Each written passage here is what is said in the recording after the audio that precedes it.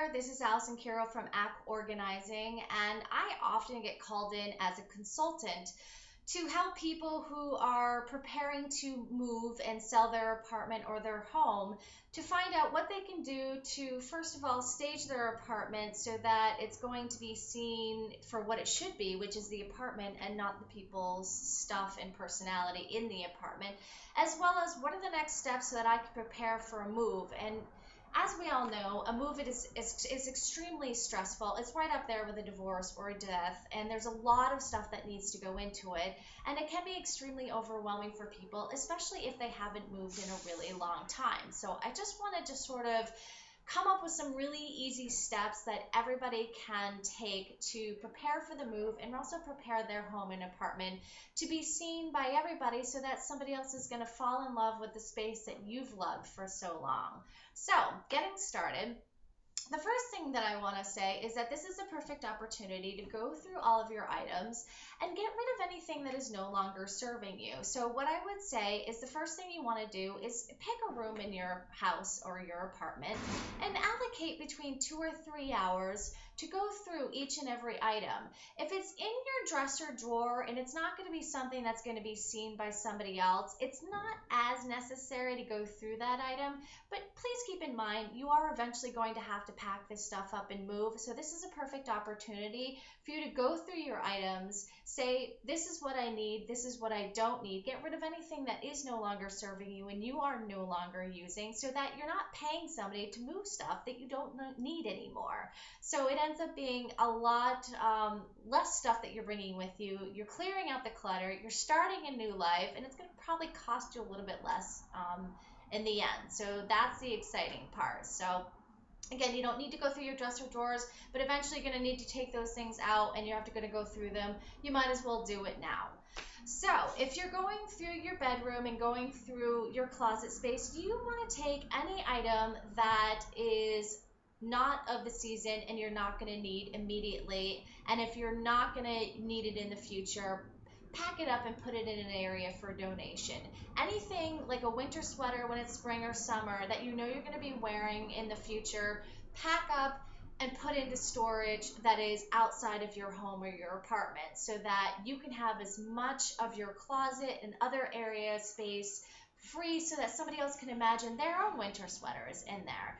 If it's something that needs to go to donation, there are tons of places that are looking for clothing or other items. It's a very easy and quick, simple search on the internet. You can just say charities and put in your zip code and you can find out who donates, who picks up, what items they're looking for, and that's really going to help you find all the places that you can donate to. And there's lots of different charities. Oftentimes you can find one where you can donate to something that you are very passionate about, a cause that you really, really love and want to get behind. So that's a great thing, and it's, again, a very quick internet search. So you're going through your home, and one of the things I often see in people's homes are photographs of themselves and their family members and their friends, and that's really, really great. And when you're showing it off to your friends and your family, this is a wonderful thing to have in your home. However, when you're showing it off to potential buyers, they want to see their friends and family coming into this new home. So you having personal photos is probably not the best idea. I would say get rid or pack away as many of them as possible, if not all of them. Again, you're trying to take the personality out of your home at this point, and I know that's a little tough, but you want somebody to see their life in your home, not your life in your home. Books, these things accumulate over time. So this is a really great time in your life to purge whatever book that you are no longer reading and no longer enjoying. And again, this is a place where you can actually refer to local charity sites that are going to be accepting of books. I would try schools and I would try libraries. And there's also a ton of online areas where you can donate certain books to people. So definitely look that up and get rid of as many as you possibly can. Only have a few on your shelf because you want somebody to see, especially if this is a built-in shelf or something like that, you want them to be able to imagine their own books and their own knickknacks on there. So, and you don't want to be packing up as many books as possible because they're heavy and it's going to cost the moving company quite a bit of money to do it. So, great opportunity for you to pack up your books. Next, Papers. Now, of course, if we've lived in a home, after a while, we've accumulated a lot of papers. This is a wonderful opportunity to go through your home and get rid of any papers that you no longer need. Bankrate.com has a wonderful site that will tell you what you need to keep and what you don't for IRS tax purposes. Anything that you no longer need to keep that has your name, your address, your birthday, your social security number, or any other personal or financial information on it needs to be shredded. Now, if you end up with a huge stack of papers and you have a shredder, I'm going to recommend, unless it's an industrial shredder, you're probably going to want to take it to a store like Staples or something like that that has shredding available there, and they can do the bulk job, and they can do a really great job, and it's actually fairly inexpensive, and it's going to go a lot quicker and a lot easier for you to take the bulk ones rather than trying to put it in your machine one at a time, because the smaller machines, they're really great for, your daily mail coming in, things like that. But if you've got a bulk job, they're probably going to get overheated, and it's also going to be really tedious. So if you've got a big bulk job, I would suggest taking it to something like Staples or any other store that has the capability to take bulk shredding jobs and do it. Again, you don't want your personality coming out in this apartment. You want them to see the light and the space and the beauty of the apartment without your own stuff in it. So if you have, say, a collection of something like this, it's going to be, a great conversation piece if you've got company over. You're going to actually have to remove this, because this is going to take away from what they're really there to see, which is your home, your apartment, the space that could be their home and their apartment. This pest dispenser, while awesome, is going to be a conversation starter. So try and get anything away that's really going to be something of interest that they're going to look at that really doesn't need to be the focal point. You can have something like this instead. It's nice, it's pretty, it's generic, nobody's going to have a conversation about it. So that's a great idea.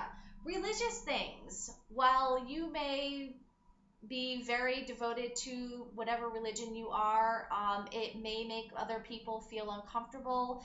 I would say, as much as possible, if you could take down anything that is large. This is what I have. It's very small, but especially if it's related to a holiday theme that has gone past. Again, I was looking at an apartment that had the nativity scene still up. It was April, not December, so you may want to take those things down. Again, you're welcoming people into seeing what their new home is going to be like, and so religious symbols often are not going to be the best thing for you to keep up, but that's your discretion. Anything that is no longer in season, it is April now when I'm recording this. This is still up, so this needs to be put away because nobody wants to be reminded of winter, especially when spring is in the air.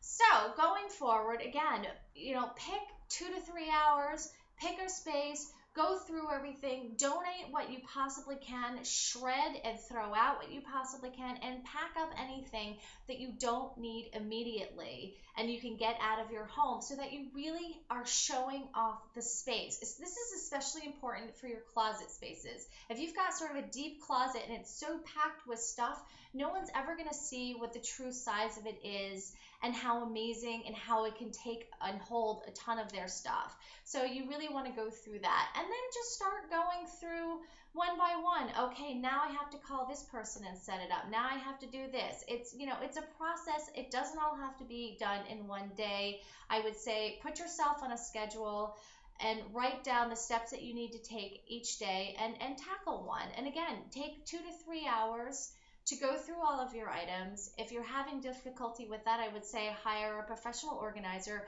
who can help you ascertain what to keep, what to donate, where to donate, get all that information so that the moving process is a lot easier. A lot of us also oversee moves, and that can handle the situation for you even better. So good luck. If you have any questions, please don't hesitate to contact me, and I wish you much success in your move.